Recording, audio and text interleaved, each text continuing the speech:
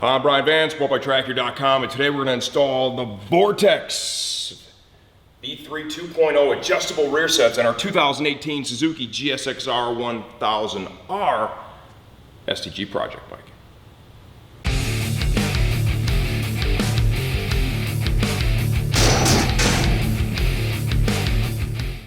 Okay, this rear set kit is the same one that's being used by our race team partner, M4 Suzuki. In Superbike, number 85, Jake Lewis is racing on these same rear sets. Well, what does that mean for us? For us normal people, what that means is there's extra development in this part because it's being raced, okay? The race team cannot have issues with parts like this. These are critical parts. Anything goes wrong here, Jake's not racing, Jake's out, and that's a big problem for everybody involved. So M4 Suzuki works hand in hand with Vortex to help develop a great part. Vortex always does a great job, in my opinion, on the rear sets as it is, but that little extra bit is awesome to have. This kit will allow you to use standard or GP shift. You can use the kickstand, or it has a bracket so you can remove the kickstand if you're doing a race-only application, which is what we chose to do on this one. For the rear brake light, it doesn't have any mechanical provisions to reuse the OEM brake light switch, okay? For my application, because I don't need it, what I did is I just completely removed it from the motorcycle. If you're a street rider and you want to use it, you can replace the banjo bolt here on the rear brake master cylinder with a banjo brake light switch. Vortex has that part as well. You wire it in, very easy, it's only 2 wires, can't even mix them up, and you'll have the functionality of your rear brake light. Feedback on these. When I was at the COTA MotoGP round, Moto America was there in support of that, and when I go to the rounds, I spend a lot of time with the teams, love the mechanics, right? For the M4 team, guys are all cool. So when I talk about the performance of this, I talk to Jake for sure to see if Jake digs them, which he does, of course. But then I talk to the mechanics because, well, they have to install them and they have to fix the bike after it's been crashed, so on and so forth, to get that real first-person feedback from the dude who's fixing the bike. And their comments were, because it's a brand new foot peg design, there's so much adjustability here, it's crazy. You've got one hole in the back, one in the front, and an 8-position adjuster that goes all the way around. Tons of adjustment, 2 spots here for the toe piece. We're gonna cover this more, 360 rotation, right? Wasn't really proven, it was a new design. So crashing, what they said is, they haven't seen anything out of the ordinary. Typically when he has a crash, we're just talking foot peg stuff, very minor. They're super happy with it, 0 issues, and of course the performance has been good. If you like what you see, you want more information, stay tuned. We're going to show you every step of the way what it takes to install these on our project bike. Okay, stock rear set removal. While you still have the bracket, main bracket bolted up to the bike, you want to get the brake master fasteners loose because they are in there pretty tight. And typically the factory is going to put a little thread lock around that, okay? So break those loose first. And then from there, you can see the remnants of that right there, okay? From there, we'll go ahead and remove the main body from the frame. Keep these, do not throw these out, do not get rid of the fasteners. It's all good stuff you'll use at some other point down the road. Expect these to be tight, and definitely expect these to have Loctite. The way these feel, honestly, I may switch tools and move to a ratchet. It's going to give me a little more torque. Okay, a little tool swap here. No sense in working harder than you have to.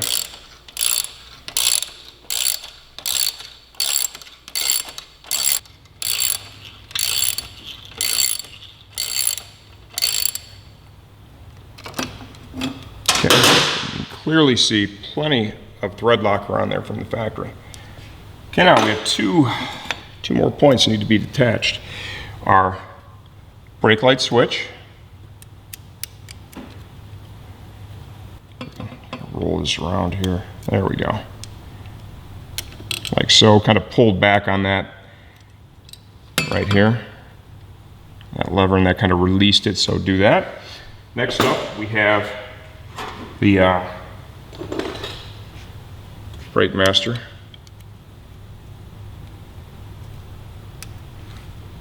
Go ahead and spread the cotter pin legs. I want to get them closed up so you can pull it out. Use a couple of different tools here. A flat bladed screwdriver. We'll transition to a pair of side cutters. Just a little squeeze here. Kind of push.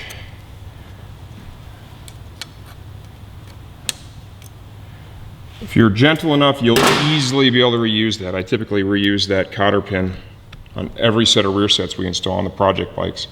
If you guys have watched any of our builds before, you'll know that we don't do just one brand. We'll install almost every one we offer.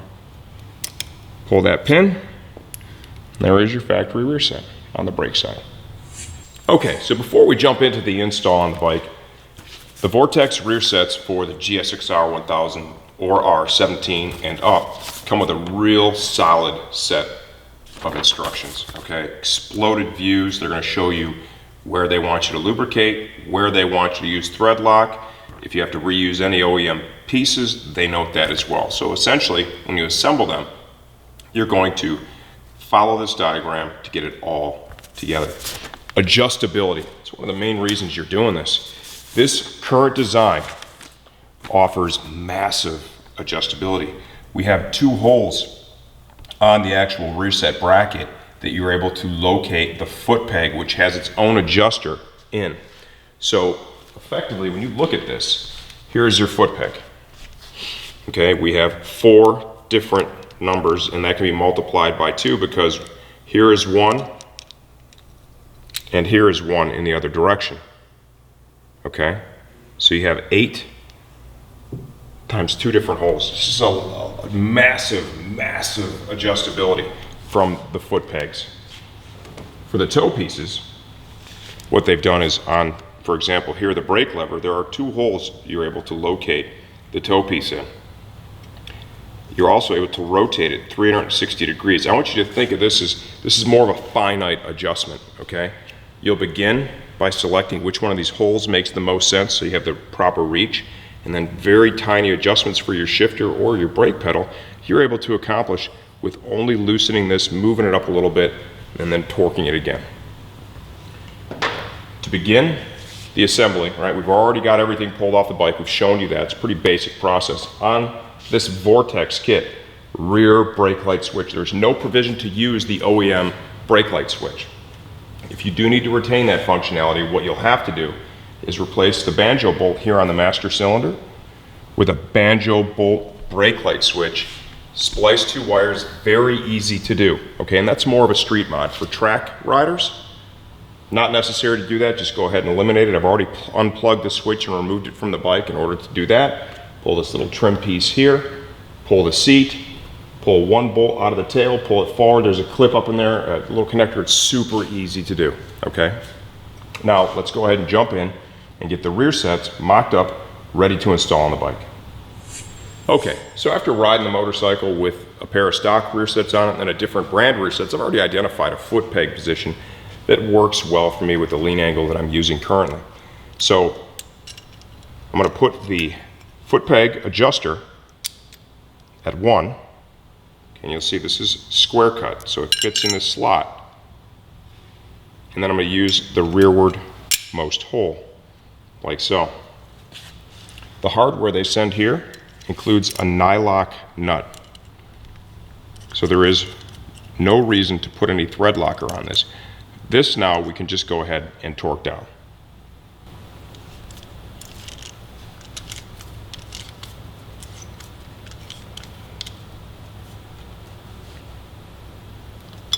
Like so. The nylock nut, self-locking, is going to hold itself in place. Now the foot peg.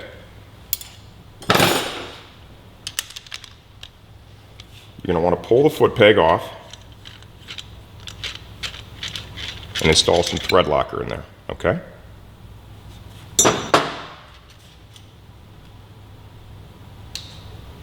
A little bit of blue, a little bit of red. This is a large enough fastener. If you want to use some red, that's not going to be a problem. And certainly this is something you don't ever want to come loose. The foot peg is hollow, okay? The majority of the peg is hollow, and it's designed, quite honestly, to break away in an impact to help reduce the possibility of damage to the main bracket, or more importantly, the frame of the motorcycle, okay? So by design, this is intended to be the first point of failure. In our partnership with Team M4 Suzuki, right? The superbike that's ridden by Jake the Snake Lewis, we've got a lot of crash feedback on these already, okay? And they have performed well. I actually talked directly to the mechanics. I'm gonna go ahead and push that plug in the end here. It's held in by a little O-ring. I spoke directly to the mechanics at the Coda Round, and I asked them flat out, you know, because this was a new design, how is this performing? Because you know what, he's fallen a couple of times. He's not a big crasher, but it happens. And what they can't have racing is they can't have failure, right? You know, you crash and it's damaging the frame or just really destroying the rear sets. They said their experience thus far had been in tip overs, basically just foot peg replacement, which is very easy to do. So that's great feedback to have, and that's one of the benefits, the partnership we have with that race team. Okay, next up is our brake pedal. Got a couple of steps we need to perform here. This hardware is all included. Those are bearings in there, okay? Sealed bearings, which is nice. They do want you to lubricate inside here a little bit, so we will do that. Got some just multi-purpose grease.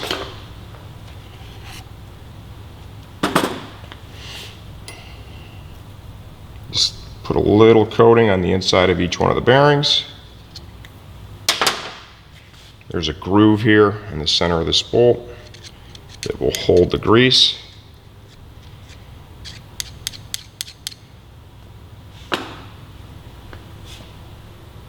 And then we'll push this through. The pedal is going to mount to the bracket of the rear set right here. There's also a washer that needs to go there. So slide that through like so. Try not to get any grease on the fastener because I do want to put just a little bit of thread locker here. You know, once again, this is a big enough fastener that if you use just a touch of red, that won't be a problem. So certainly you don't want to lose the brake pedal. Washer goes in between the pedal and the rear set support. Got a 14 mil wrench to torque this down.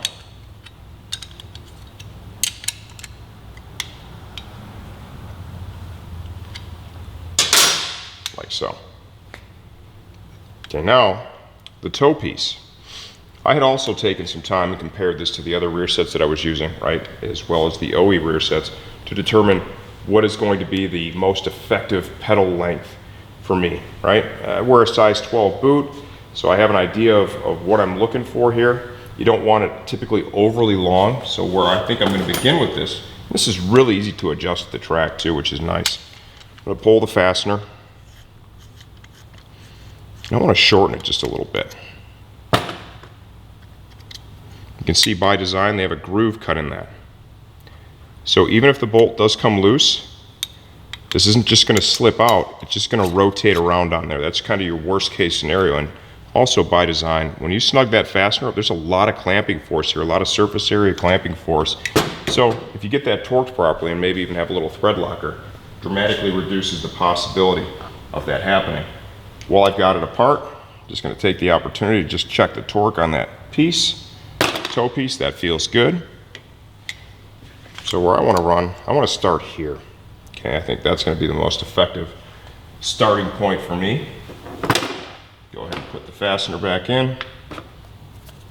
This one I'm going to put just a little bit of blue on.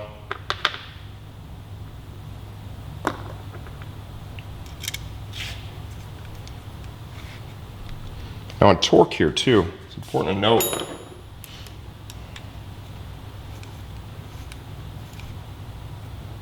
if you prefer to use a torque wrench, if you're not comfortable without using one, now's a great time. Grab it, use it.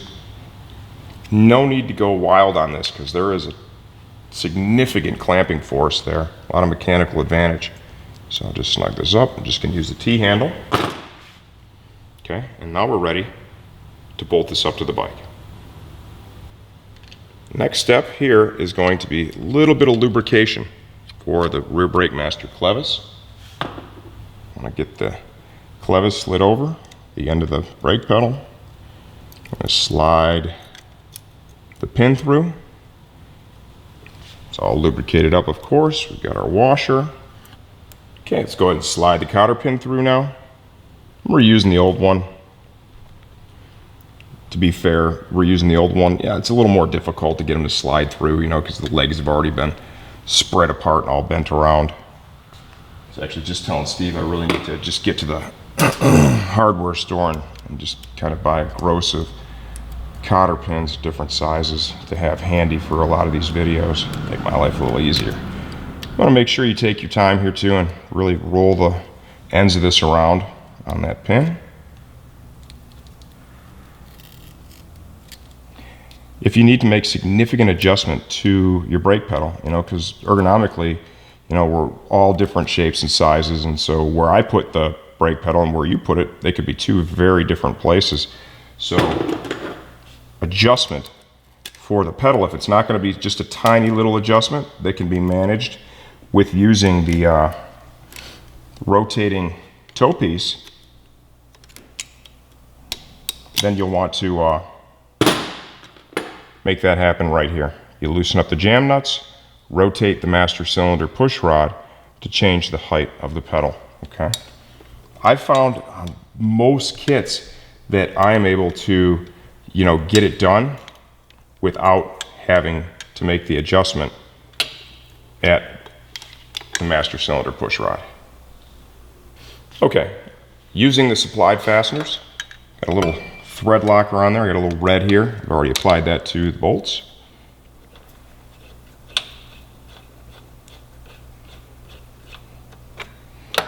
And the reason I'm using the thread locker right out of the gate is I already know the position that I'm beginning with. Pretty familiar with it because, like I said, I've had a different kit on here that I rode with, and so I took some measurements. So I know that I'm happy where they were at. So I don't anticipate having to take these off right away, you know, to make an adjustment right out of the gate. So oftentimes if I do feel like I'm going to have to make an adjustment very early on, you know, what I'll do is I'll put them in first with no thread locker. I'll spend some time with my boots on, whatever boots that I'm going to wear while riding this bike, okay, whatever footwear. Then I'll dial the pegs in. Once I feel good about it and maybe have ridden it one time, I'll come back and put the thread locker on. Get both fasteners seated, and then apply your final torque. I like to make a couple passes, make sure they're even. If you're going to use a torque wrench, now'll be the time to grab that. Okay, now we've got the heel guard, which also serves as the fasteners for that rear brake master. Thread locker on each one. I chose to go with blue there. These are smaller fasteners, okay? You put the red on, it can be really hard to get them apart down the road. It's just a lot stronger. So now I need to get the master into position here. All right. Push up on it a little bit.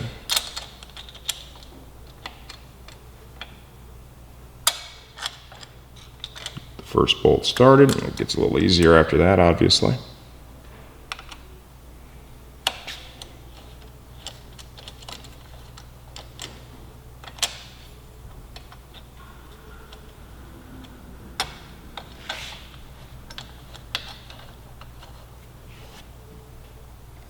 And these are only 4mm internal hex fasteners, okay, so you really don't want to get too crazy here with the torque. Make sure it's nice and even. There you have it. There is the brake side install on our 2018 GSX-R1000. Okay, now we're going to remove the shift side rear set. We'll begin with the factory footrest.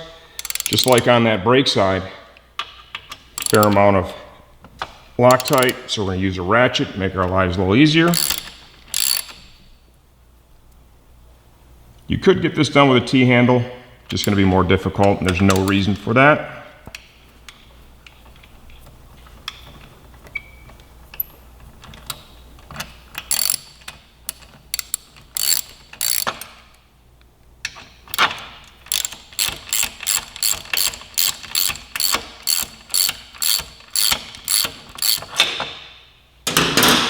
Okay, save all this, of course.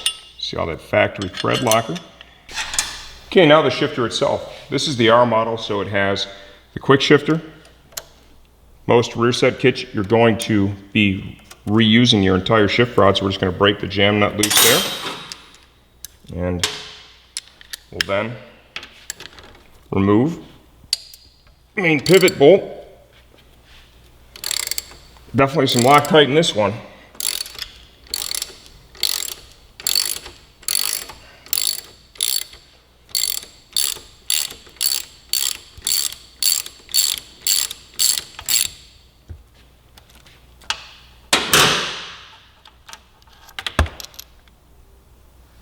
Okay, from here you can go ahead and spin this off.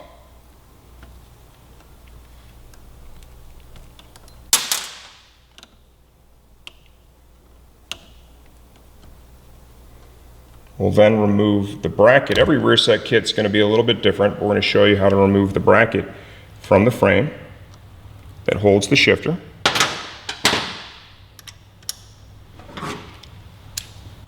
It's another high stress point, so my expectations are here that we're going to have some thread locker. Maybe not. Okay, those came right out.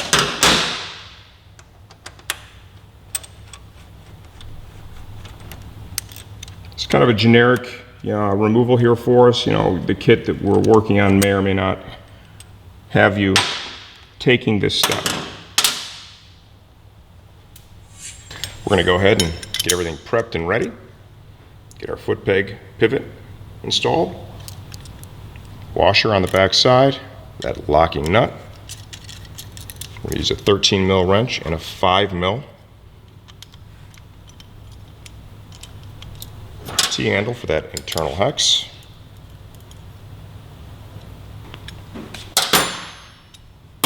Get that torqued up. Okay, let's get the foot peg mounted up. Got some thread locker on there. We're going to use red. Make sure you line up the slots on the peg. That torqued up. Go ahead and put the finishing cap on. Like so. Now we can bolt it to the motorcycle. Okay, I've got thread locker on the supplied bolts. Get these started. Make sure you run them both down flush before you apply any torque, nice and even.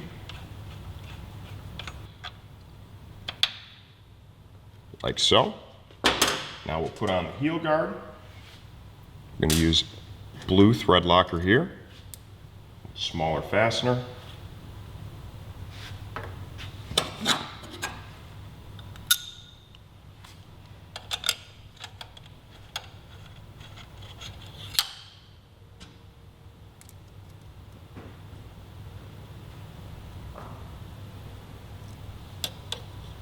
So this is the easiest part, obviously. It's going to be the footrest. Any one of these kits where the shifter is actually mounted to the frame of the bike rather than the actual foot peg bracket, it makes installing the rear set kit on the shift side a whole lot easier. Once we torque this, we'll move on to the shifter itself. All right, now let's get ready to prep the shifter. I'm going to actually take the hind joint and unbolt it from the Vortex factory. This actually came all ready to roll. Feels like there's some thread locker on there already too.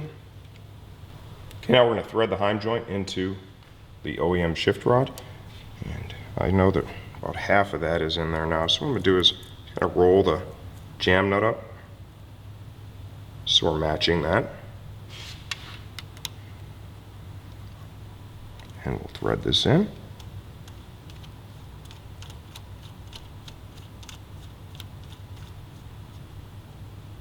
Like so. Now we have the bracket, okay, that mounts. You can use this with the kickstand if you choose to, or you're able to eliminate the kickstand with this kit. And you go race only, okay, which we've already done on this bike, so we'll just follow that same pattern, okay? We're gonna reuse the OE bolts here. Okay, I've got the fasteners all prepped with red thread locker. Get one started, and then the other. Seat them, and apply torque. It's cool, this kit, gives you the flexibility to do standard shift, GP shift, retain the kickstand, or remove the kickstand, as we have with this project bike. Once you get them both seated, go ahead and torque them down.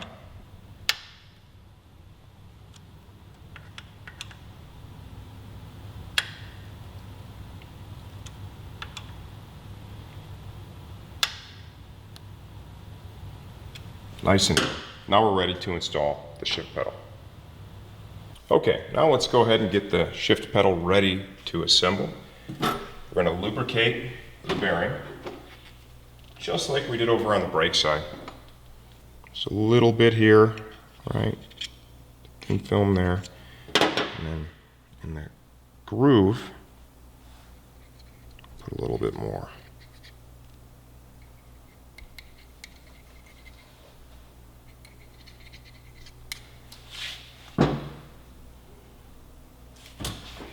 Let's get it lined up where it's going to go, and we'll slide it through the bearings. You can see I already have thread locker on this. Okay, I've already got red thread locker applied. There is then a washer that goes here on the back side. It's included hardware. I'll thread that in. Super important you get this right. I mean, obviously you lose a shift pedal, you are no longer riding. 14 mil wrench. Get this torque down, like so. Now, use a little glue on this one.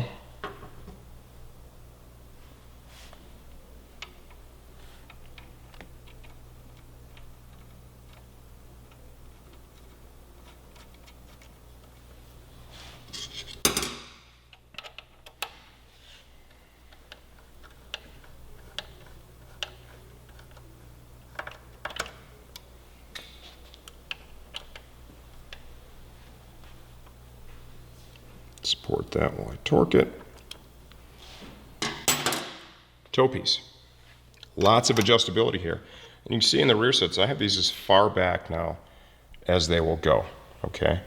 I think the pedal height right there looks good, and it's pretty clear, if you're gonna put the rear sets all the way back, then it's most likely you're gonna have to use that furthest position for the toe piece. And this is so adjustable, it's just really nice. You can just get in there and rotate it around, so you don't have to pull the whole kit apart in order to change this.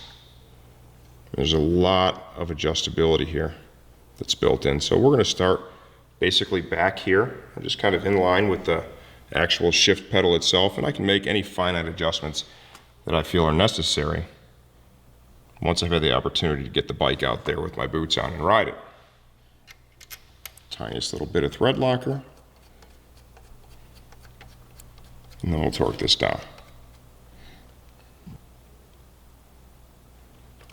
Torque it down. Last thing, and this is really important as well. You want to do the best you can to try and have as close to 90-degree angles, okay, between your shift pedal and your heim joints as they relate to the rod itself, okay? And you can see here, okay, this one's, it's a little larger. This is a nice 90 up here. I think that's all going to work good. And what you don't want to do is ever have them too open or too closed. You lose a lot of mechanical advantage like that. Remember, the heim joint on the bottom is loose, and this is another really good tip here. The plane that these joints are on, you want to try and do the best you can to make sure that they're not binding each other up.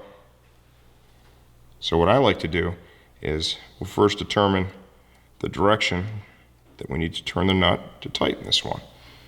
I like to turn the other heim joint and hold it in that same direction.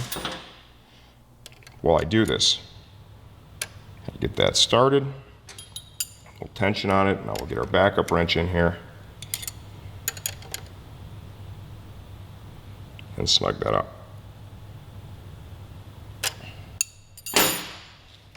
What you want to look for when you're done is you see that, how easily I'm able to move that back and forth. If you have your heim joints misaligned, it's going to put pressure, okay? If one's cocked this way, the other one's cocked the other way, it's going to put pressure, and it's just simply going to take more energy to shift, right? You're going to have to push harder to shift up or down, and that's a negative. You never want to do anything to the bike that makes it more difficult to ride, so that's an important little tip too. 90-degree relationship is what's desired, or as close to it as humanly possible. And every kit is a little bit different. Looking at this will be perfect right there. Okay, so in closing, some of the most important things are, of course, double check all the fasteners before you ride the bike. Before you take it out for the first ride, wear whatever boots or riding shoes that you typically ride in and use those. Get on the bike, dial in the controls to make sure the brake pedal's where you want it, the shifter's where you want it, and everything is moving freely. That stuff's very important. All the bolts, you've already checked the torque the first time. After the initial ride, it's a great idea too, just to revisit everything after you put a couple of sessions or a few miles on it and make sure that everything is still tight. It's really important. These are controls for the bike. They're safety items. You want to make sure that you've got them dialed. If you don't feel comfortable doing this project, take the bike to a licensed technician. They'll get it done for you, get it all dialed in, and make sure you're safe and happy with your end result. This is a good product. We sell a lot of Vortex Rearsets. The price is very fair. And with this particular application, this 17 and up GSX-R1000 or GSX-R1000R, you're getting a little extra development because they're partnered up with the race team that we're also partnered up with, M4X Suzuki, okay? This is what they're racing on that team. They give the feedback to Vortex and actually help them develop this part when the bike came out last year. So there's a lot of benefits for track day riders like me, club racers, street riders, when you purchase a part that has all that development behind it. Absolutely, you can see it's a little notch above. These are our Vortex adjustable rear set install on our 2018 Suzuki GSX-R1000R STG project bike.